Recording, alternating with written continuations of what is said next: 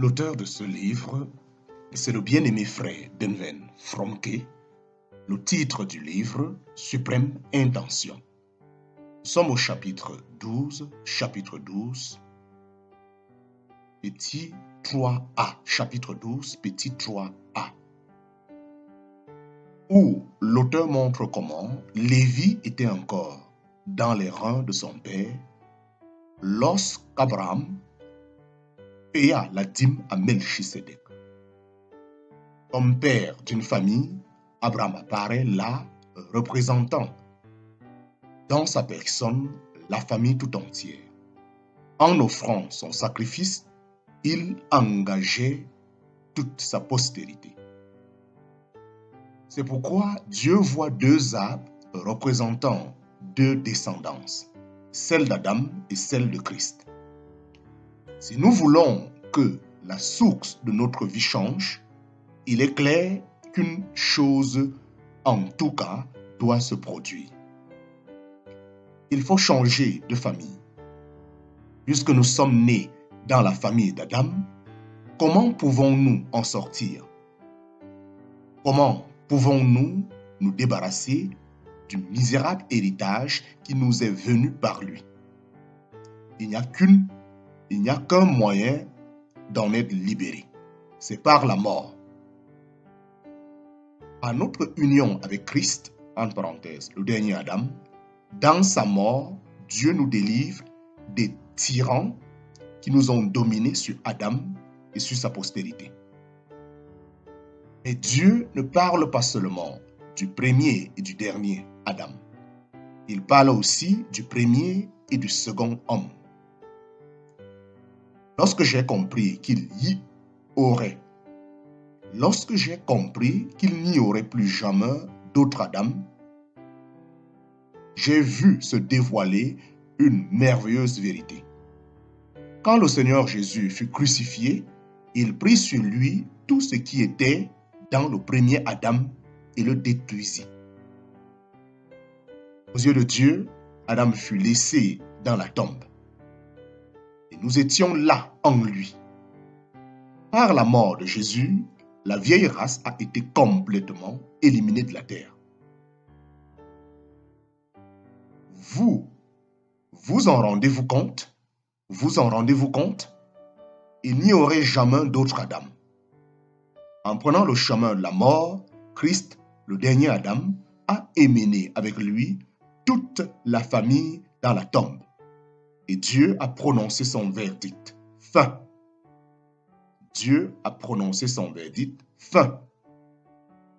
Mais dans le second homme, il introduit la nouvelle race par la résurrection. Le premier homme tiré de la terre est terrestre, le second homme est du ciel. Et comme nous avons porté l'image du terrestre, nous porterons aussi l'image du céleste. 1 Corinthiens chapitre 15, versets 47 à 49. Le premier homme tiré de la terre est terrestre, le second homme est du ciel. Et comme nous avons porté l'image du terrestre, nous porterons aussi l'image du céleste. En parenthèse, 1 Corinthiens chapitre 15, versets 47 à 49. Pas un coup de maître, Dieu a assuré la mort de ce qui était ancien et terrestre. Mais il a donné la vie par le second homme, le Seigneur Jésus, qui devient la source de vie de la nouvelle création, de la création céleste. Par la mort, l'ensevelissement et la résurrection, nous passons de l'arbre de l'ancienne famille à l'arbre de la nouvelle. Nous ne sommes plus en Adam, nous sommes en Christ.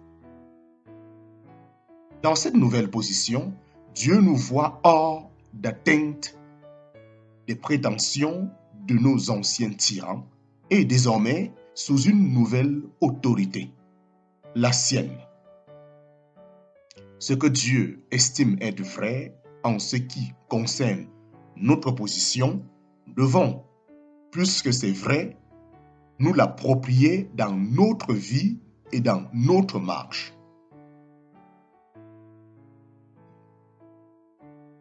Quel jour glorieux quand nous reconnaissons tout ce que Dieu a résolu d'accomplir par la croix en elle, par la croix en elle.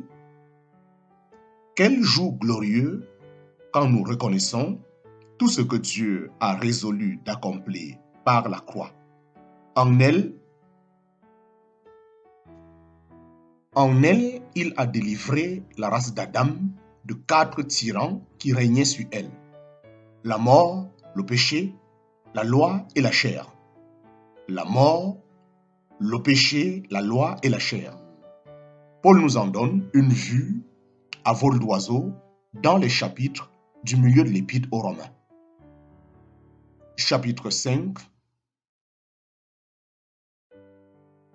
délivrance du salaire du péché. Chapitre 5, délivrance du salaire du péché qui est égal à la mort. Chapitre 6, de la tyrannie qui est égale à la servitude. Chapitre 7, de la puissance du péché qui représente la loi, cette puissance du péché. Et enfin, chapitre 8, de la présence du péché quand nous recevons la rédemption de notre corps.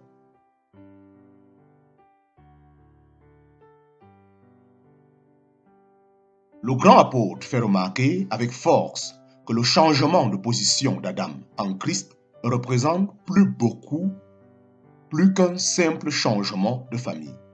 En Adam, nous recevons tout ce qu'il y avait en lui, car il est la source de notre vie. De même, en Christ, nous sommes appelés à recevoir tout ce qui est de Christ, notre nouvelle source de vie. Dans la pensée de Dieu, cette nouvelle vie doit être plus qu'une position ou une expérience résultant d'une crise. Elle doit être un nouveau modèle d'existence, une nouvelle raison de vivre. Dieu soit béni, l'heure est enfin venue où il est en train de faire de ses aspirations et de son mode de vie une réalité chez un nombre toujours plus grand de ses enfants. Et ils sont toujours plus nombreux, ceux qui ont découvert un but à leur vie. Et les deux éléments, mode divin d'existence et raison de vivre, se révèlent chez les uns et les autres plus efficaces que jamais. Mais c'est ici, malheureusement, que certains chrétiens, parce qu'ils font un détour, manquent la clé qui leur ouvrirait certainement le portail d'entrée de la vraie vie pour Dieu. La clé importante. La clé importante. Bien des fois, au cours de mes 15 dernières années de ministère dans des conférences bibliques, j'ai entendu des confessions comme celle-ci.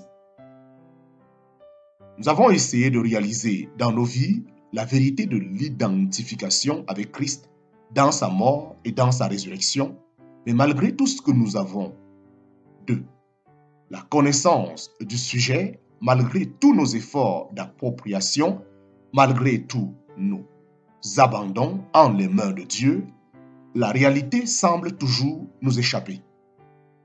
Nous n'avons pas trouvé la victoire et la bénédiction que nous avons cherchées. En écoutant ces doléances, le problème aussitôt me devint clair. Leurs paroles même les révèlent. Sans s'en rendre compte, ces personnes-là sont beaucoup plus préoccupées de ce qu'elles peuvent recevoir de Dieu que de ce qu'elles. Sans s'en rendre compte, ces personnes-là sont beaucoup plus préoccupées de ce qu'elles peuvent recevoir de Dieu que de ce qu'elles peuvent lui donner. Ils sont beaucoup plus intéressés de ce qu'ils peuvent recevoir de Dieu que de ce qu'ils peuvent lui donner. Elles sont beaucoup plus sensibles à ce désirent que Dieu fasse pour elles qu'à ce qu'elles pourrait devenir pour lui. Si elle pouvait, elle le servirait. Si elle pouvait, elle se servirait de Dieu et de l'œuvre de la croix à leur propre fin. Elle est là tout entière, elle est là tout entière, la source de leurs difficultés.